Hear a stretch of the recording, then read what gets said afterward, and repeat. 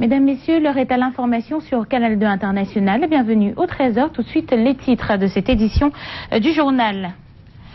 Le drapeau camerounais flotte à Akwaya dans le sud-ouest d'Adi, un bastion des séparatistes qui vient d'être récupéré par l'armée camerounaise. Nos reporters sur place nous en disent plus dans ce journal.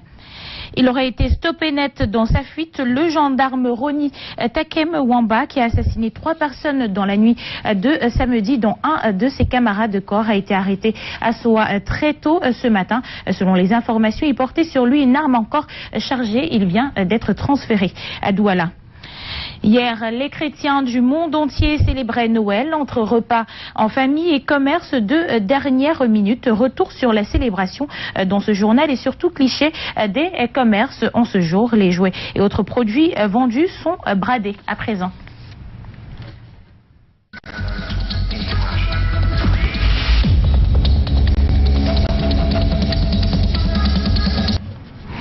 Mesdames, Messieurs, bonjour. Une fois de plus, démarrons ce journal comme de coutume avec notre chiffre du jour qui est 124 milliards. C'est le montant en francs CFA que l'État va allouer pour les dépenses militaires en 2018. Ce montant est destiné au volet logistique, humain, technique et opérationnel. L'objectif est de pallier la crise sécuritaire, la guerre contre Boko Haram et la crise anglophone. Parlons justement de la crise anglophone. L'armée camerounaise vient de frapper un grand coup en récupérant aux mains des séparatistes la localité de Dadi dans l'arrondissement d'Akwaya dans le sud-ouest Cameroun.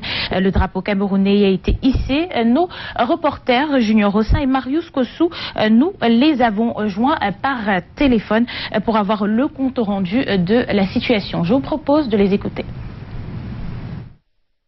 Nous sommes dans la localité de Dadi, à 250 km de la ville de Boya. C'est une localité qui auparavant était occupée par les séparatistes qui avaient fait de ces localités le base d'entraînement. On se souvient d'ailleurs de cette vidéo qui montrait une revue de troupes. Et bien évidemment, rappelons que c'est donc une bonne nouvelle aujourd'hui parce que l'armée camerounaise a pris contrôle de cette localité. Et je suis effectivement accompagné de l'adjudant Pondipol. Il faudrait dire il est le chef des opérations de ce qui se passe ici actuellement. En tout cas, vous allez nous présenter la situation actuellement à Dadi. On vous écoute. Au niveau du poste 1, nous avons vu qu'il n'y a pas de gouvernance. Nous sommes que nous sommes sur place. Donc, si les gens viennent dans la journée, on les recueille. Ceux qui veulent rester, on les identifie. On leur donne une localité. Les restes, il y a la police qui est là pour les identifier. Dans la ville, on ne veut pas de situation. Voilà, là, on constate quand même que le village est presque désert. Il n'y a personne dans le village, à part vous. Pourquoi les populations ne reviennent pas? Les populations ne reviennent pas parce qu'ils savent exactement ce qu'ils ont fait. Ils savent qu'ils sont dans le groupe ingénieur et c'est pour ça qu'ils ne veulent pas revenir. Ceux qui ne sont pas dans le groupe reviennent, doucement. On les reçoit. Mais ceux qui ne viennent pas, avant que ceux qui sont dans le groupe. En tout cas, mon adjudant, merci de vous avoir prêté à cet entretien de quelques minutes seulement. On va rester avec vous pendant des heures encore et on espère avoir plus d'informations pour nos téléspectateurs.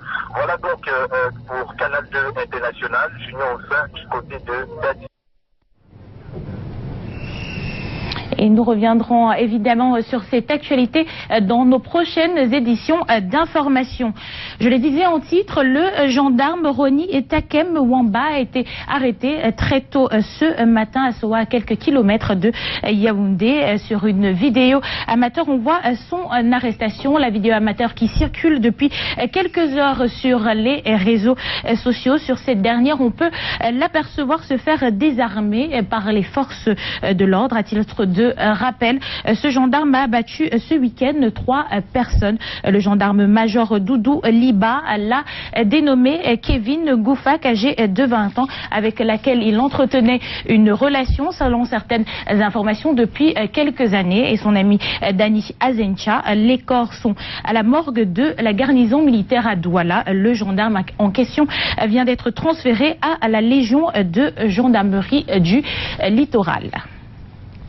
Parlons à présent d'autres choses. Hier, le monde entier, les chrétiens du monde entier célébraient la fête de la Nativité. Rendons-nous dans quelques lieux de commerce 24 heures après la fête de Noël. Les activités connaissent un certain déclin. Cependant, certains grossistes y trouvent l'opportunité de réaliser de bonnes affaires. Je vous propose de suivre ce reportage de Monique Naoussi-Fosso et Patrice Foucault. L'événement est organisé spécialement pour la fête de Noël. Une foire qui se tient au quartier Bonamoussadi à Douala, offrant une variété de produits. Du cosmétique à l'alimentaire, en passant par les accessoires de mode. Aujourd'hui, on assiste à des foires, on ne retrouve plus cet esprit de famille là. Je ne sais pas si vous avez regardé le film Kirikou. C'est un petit village, c'est une famille, c'est cet esprit-là qu'on souhaitait recréer avec la foire Kiri. Aussi, vous avez remarqué, il y a beaucoup comme la crêperie Kirikou, on souhaitait promouvoir ces Kiri talents, c'est-à-dire ces gens qui font de belles choses, mais qui n'ont pas qui sont pas connus. Tous les articles de Noël sont disponibles ici. Une belle opportunité pour les habitants du secteur. Alors, en dernière minute, je tombe sur des ballons ici parce que je cherche cette foire qui est intéressante. Je suis venu pour le stand de Comshop et il se trouve que mes enfants m'appellent en catastrophe en disant « Ah, il manque des ballons ». Le make-up a du succès auprès des visiteurs. Je suis venue me maquiller parce que sa façon de faire est d'abord très stylée. Elle a une manière de faire qui est bien et le maquillage sort bien. Beauty and the Best, la boutique spécialisée dans le domaine, organise des séances d'apprentissage tout en donnant des astuces beauté. Mon conseil beauté, c'est de ne pas en faire trop. Le maquillage, il est joli quand il reste léger et très fondu à votre visage. Donc, ne pas trop en mettre. La foire est organisée pour la première fois. Elle a débuté le 22 décembre et s'achève le jour du réveillon de Noël, le 24 décembre. Compris, il s'agissait là des derniers marchés de Noël pour les retardataires dans l'arrondissement de Douala 5e. On s'est intéressé justement à cette mini-foire qui a permis aux habitants de faire leur achat sur place. Parlons à présent de la célébration. La fête de Noël était belle du côté de Loun. C'était l'occasion de réjouissances familiales ou entre amis autour d'un buffet bien garni. Une fois de plus, Vanessa Melakamdem, Luciano Ndjakou. Pas de dinde ni de bûche de Noël au menu du repas du 27 décembre dans cette famille du quartier Manegwassa à Loum.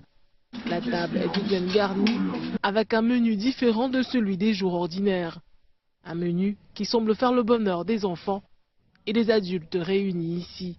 Aujourd'hui, j'ai mangé du plantain, du poulet et du gâteau. Pour rendre la fête plus belle, parents proches, amis et voisins ont été conviés. Nous vivons la fête sous forme de rotation, donc nous commençons ici, on va parcourir toutes les maisons du quartier avant la soirée. Nous sommes dans le vivre ensemble. On mange un peu chez le voisin ici, on part chez l'autre voisin, on mange un peu. Nous avons commencé tout à l'heure chez le voisin d'à côté. Actuellement, c'est chez moi et nous faisons la ronde comme ça. La table est vide parce que, bon, on vit de tout, hein, partout on passe. Autre famille, autre quartier, même schéma. On mange autour de la table du riz, du poulet et d'autres viandes que l'on accompagne avec des bières et des boissons gazeuses. Il y a même certains qui sont couchés dans les lits des hôpitaux qui n'ont pas pu. Comme l'or et l'argent appartiennent à notre Dieu, il nous a donné ce privilège de vivre et de fêter. C'est ainsi que la fête de Noël se célèbre dans la plupart des familles de la ville de Loum. Ces réjouissances se prolongeront les 31 décembre et 1er janvier prochains.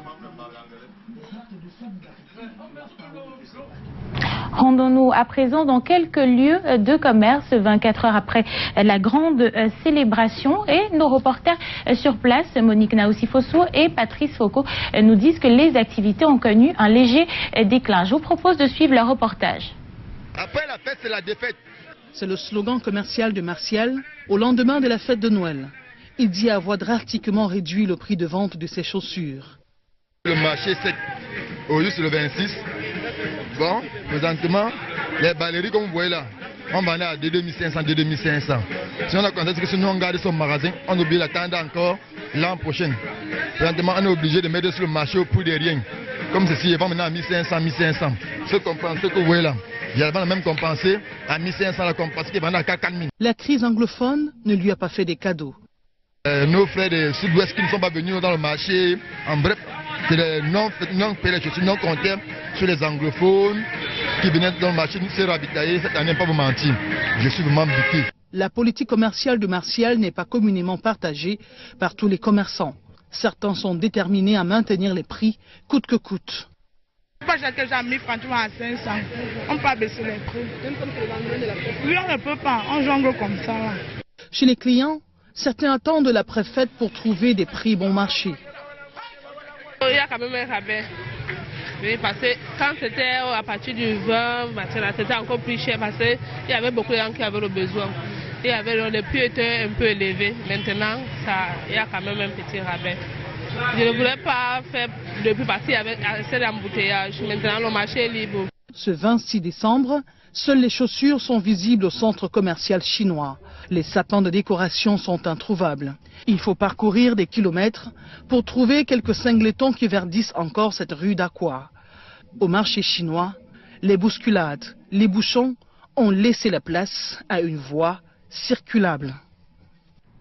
Le journal de la mi-journée sur Canal 2 International se poursuit dans la capitale politique Yaoundé où nous allons retrouver tout de suite Brand Kamga pour les nouvelles.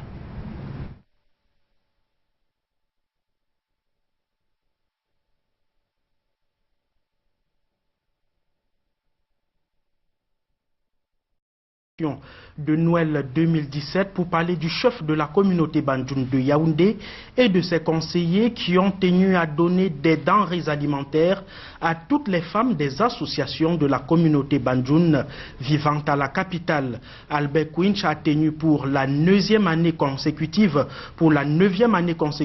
donc à donner un coup de main à ses mamans pour une bonne fin d'année 2017. Reportage sur ces images de Serge Alain Ziebou. Une file interminable des femmes de la communauté Bandjoun de Yaoundé qui reçoivent le paquet de Noël. La tradition est respectée. Comme depuis 9 ans, le chef de cette communauté et ses conseillers partagent le fruit des grâces acquises au cours de l'année. Nous partageons avec nos mamans tous les fruits de nos labeurs au cours de l'année 2017. Au foyer Bandjoun de Yaoundé, chaque femme reçoit un peu d'huile, du riz et du savon, de quoi célébrer la nativité en beauté. Je dis merci beaucoup d'abord au chef parce que il a pensé vraiment aux femmes Bandjoun, parce qu'avant il n'avait pas ça. Ce rassemblement donne lieu à une action de grâce à l'enfant Jésus pour ses bienfaits au sein de la communauté Todjomé nationale avec un message constant. Ce message de paix, d'unité, dans la communauté Bandjoun de Yaoundé, nous véhiculons le même message entre tous les filles du Cameroun. L'honorable Albert Kounche et ses collaborateurs entendent donner une coloration encore plus belle avec des paquets plus consistants en 2018 lors de la 10e édition. Une manière d'encourager les femmes des associations du village Bandjoun vivant à Yaoundé dans leurs efforts quotidiens. 2017 s'est donc terminé, très attendu la Saint-Sylvestre et bien sûr le Nouvel An 2018, ce qui nous permet donc de parler de la ville d'Ambam, plus précisément à Eking dans la région du Sud, qui accueille du 29 au 30 décembre prochain le festival gospel des 3 frontières. Il sera question pour les citoyens équato-guinéens, gabonais et camerounais de célébrer l'intégration sous-régionale à travers de nombreuses chorales et une foire exposition, programme décliné ici même à Yaoundé au cours d'une conférence de presse. Reportage. Pour célébrer et mieux s'imprégner de l'intégration sous-régionale et de la libre circulation, la localité d'Eking, carrefour entre le Cameroun,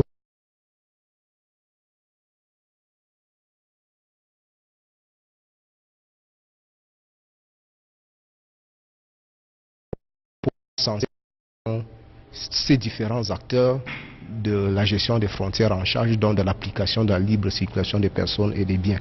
Des chorales partiront du Gabon, de la Guinée équatoriale et du Cameroun pour des louanges et des adorations.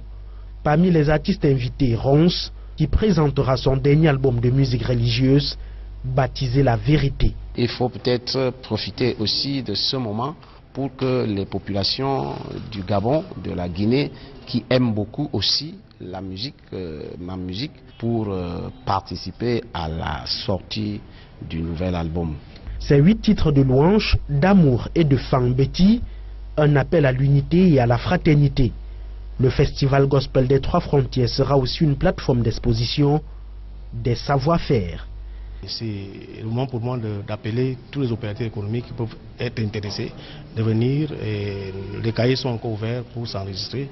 La conférence de presse de ce festival, portée par la municipalité d'Ambam dans la région du Sud, a permis aux hommes de médias de Yaoundé d'avoir un avant-goût de l'événement du 29 au 30 décembre prochain à Eking. Vision 2018-2021 du Conseil de sécurité sociale de l'Organisation internationale des Nations Unies en matière de bonne gouvernance. Un Camerounais porte la voix de l'Afrique centrale. L'UNIS Tous Mendjana a été désigné comme membre de ce conseil restreint de 24 experts. Il a bénéficié de la haute confiance du nouveau secrétaire général des Nations Unies. Le directeur général de l'École nationale d'administration et de magistrature ENAM nous est présenté sous la plume de Arnaud Guefak et Luc Mvondo. Un visage radieux de quinquagénaire, une tête de connaisseur. Son champ d'action, l'administration publique au sens de la gouvernance éthique. Linus Toussaint Mendjana, c'est son nom. 30 années pleines d'exercice richement menées, aujourd'hui pas moins que directeur général de l'ENAM au Cameroun. Des pas de grand. À l'international, il est désormais coopté parmi les 24 experts des Nations Unies en administration publique. La voix de l'Afrique centrale. Le secrétaire général des Nations Unies en a voulu ainsi, au nom de son intelligentsia en la matière, comme 5 autres Africains cooptés. Nous sommes 5 dans le domaine technique. Nous avons toujours porté la voix de l'Afrique. Donc je voudrais voir en cela quelque chose d'important pour le continent. Et maintenant, plus particulièrement, la région, la sous-région de l'Afrique centrale. 3e Camerounais distingué de ses hautes fonctions. Après Jean-Marie Atangana Mibara entre 2002 et 2005 et Dion Gouté entre 2010 et 2013. Les avisés parlent d'une lourde et sérieuse offensive sur le plan de la diplomatie qui honore le Cameroun et la sous-région tout entière. 4 ans de mandat renouvelable, une fois axé vers l'atteinte du 16e objectif du développement durable. Le challenge de l'amélioration de la gouvernance que le Camerounais, au nom de la sous-région, doit porter avec honneur. C'est des contributions pour que notre système de gouvernance, que nous aussi on puisse profiter des expériences acquises à l'extérieur et que notre système de gouvernance, que ce soit la gouvernance démocratique, que ce soit la gouvernance économique, que ce soit la gouvernance publique, c'est-à-dire au niveau de l'administration tout court, que cette gouvernance puisse s'améliorer davantage. Ce comité des experts, créé en 2001, siège au Conseil économique et social des Nations Unies et se déploie sous forme de missions ponctuelles, bien compatibles et même d'un apport particulier aux fonctions permanentes au niveau national. Le réélu, dont les signaux de preuve gravitent autour des grandes conférences internationales, souvent organisées sur la décentralisation et sur les questions de frontières, maîtrise son sujet. Le natif et chef de Néo-Babouté fait sa trajectoire de fils du village, d'enfant du pays et de citoyen du monde. Et le périple n'est pas fini, il avance. Et nous terminons cette deuxième partie du 13h en direct de Yaoundé avec le phénomène des migrations clandestines et irrégulières qui vient de faire l'objet des discussions avec les étudiants de l'université de Yaoundé 2. Objectif, les sensibiliser sur les mesures mises sur pied pour contourner ce phénomène qui plombe la vie de nombreux Africains. La conférence de débat a eu pour thème jeunesse camerounaise et migration. Le compte rendu avec Michel Foucault et Alain Gislan Kanga. Les images de la traite des Noirs en Libye n'a pas fini de marquer les esprits. Une conférence sur le dialogue ouvert sur la jeunesse et les migrations s'est tenue à l'amphithéâtre 500 de l'université de Yaoundé 2. Objectif, comprendre le phénomène des migrations clandestines et irrégulières. Nous inscrivons dans une volonté de dépoussiérer cette question, dans une volonté de la rendre moins taboue, afin que les pouvoirs publics puissent s'inscrire définitivement sur ces questions. Articulé autour de 4 exposés, a permis de comprendre le rôle du programme Paris Jeudi dans la gestion du flux migratoire. Ce programme leur offre donc un accompagnement technique et institutionnel pour faciliter leur réintégration ou leur intégration sur le territoire national et leur contribution au développement. L'objet de ces échanges est une initiative de l'African Network of Young Leaders for Peace and Sustainable Development. Je pense que la SCAP est sur un bon pied déjà, parce que jusqu'à présent nous avons eu des félicitations et des jeunes qui nous remercient pour le travail que nous faisons. Et à cela quelques mois, nous avons œuvré pour une sensibilisation à Yaoundé, à l'université de Yaoundé 2. Nous avons formé des pères éducateurs qui nous accompagnent dans cette œuvre. Les représentants des ministères des Relations extérieures et de la jeunesse et de l'éducation civique ont pris part à ce débat auquel les jeunes ont été également édifiés sur les résolutions issues de l'Union africaine relative à ce sujet. Du côté de l'université de Yaoundé 1, les étudiants reçoivent en ce moment même les tout premiers ordinateurs du lot des 500 000 à eux promis par le président de la République. Ainsi se porte Yaoundé, le 13h se poursuit avec vous. Aimé Catherine Moukouri, bonne journée. Merci à vous, Brand Kamga. Excellente journée. Ici, nous parlons de sport. Une école de cyclisme vient de voir le jour du côté de Ndiki Mineki. Le club Vélostar a pour ambition de former les tout-petits à cette discipline. Une initiative encouragée par la Fédération camerounaise de cyclisme. Reportage. Une école de cyclisme vient de voir le jour dans l'arrondissement de Ndiki Mineki, département de Jumbame et Noubou. Le club Vélostar, région du Centre, créé en 2015 par Ekoron Pascal, a pour objectif de former les tout-petits. Il est question de former les enfants âgés de 3 et 10 ans. Ces derniers ont reçu des équipements ce vendredi 23 décembre de la Fédération camerounaise de cyclisme. La passion est que j'ai ressenti que tous les domaines sportifs ont une pépinière. En l'occurrence, le football. Pourquoi pas au cyclisme? Le cyclisme, on cherche plutôt les gens au quartier pour venir faire du cyclisme. L'existence d'une pépinière de cyclistes, c'est vraiment quelque chose de rare au Cameroun. Je suis membre de la fédération et je vous avoue que trouver un groupe d'enfants de cet âge bien et déjà aguerris au vélo est rare. Et c'est ce qui m'a attiré dans cette ville de Ndiki Mineki. Une cérémonie qui a vu la présence de tous les pratiquants de cette discipline, présidée par le sous-préfet de l'arrondissement de Ndiki Mineki, devant qui les enfants ont pu montrer une cérémonie présidée par le préfet de l'arrondissement de Ndiki Mineki, au cours de laquelle les enfants admis dans l'école ont pu montrer au public de quoi ils sont capables. Vous nous avez apprécié avec quelle qualité, avec quelle prouesse ces enfants-là manipulent le vélo. Le souhait que nous avons formulé à l'encontre du président du FECACYCLISME, c'est qu'ils mettent à disposition de ces petits-enfants des moyens logistiques capables, dans un proche avenir, de sortir en coureur, sinon en grand coureur ici. Une course est organisée sur une distance d'1 kilomètre où le jeune gomme Abien Patrick Prince est sorti vainqueur.